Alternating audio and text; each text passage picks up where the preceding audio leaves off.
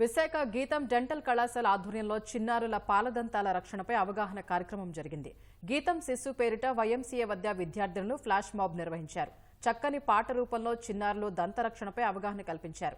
బాలల దినోత్సవం సందర్భంగా నెల రోజుల పాటు వివిధ పాఠశాలల్లో పాలదంతాలపై అవగాహన కార్యక్రమాలు నిర్వహిస్తున్నట్లు గీతం విశ్వవిద్యాలయం, గీతం డెంటల్ హాస్పిటల్ యాజమాన్యం పేర్కొంది.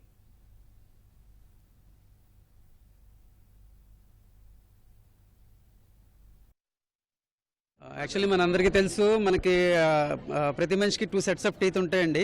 మిల్క్ టీత్ పోయిన తర్వాత పర్మనెంట్ టీత్ వస్తాయి. సో మిల్క్ టీత్ టెంపరీ, తర్వాత పర్మనెంట్ టీత్ వస్తాయి. సో చాలా మంది ఏమనుకుంటారంటే టెంపరీ టీత్ కదా, దీనికి ఎందుకు ఇంపార్టెన్స్ ఇవ్వాలనుకుంటారు. కానీ పేరెంట్స్ అందరూ అర్థం చేసుకోవాల్సింది ఏంటంటే future of permanent teeth depends on the milk teeth అనమాట. పర్మనెంట్ టీత్ ఏ ట్రీట్మెంట్స్ అయితే చేస్తామో ఆ ట్రీట్మెంట్స్ అన్ని మిల్క్ టీత్ కూడా చేస్తాం.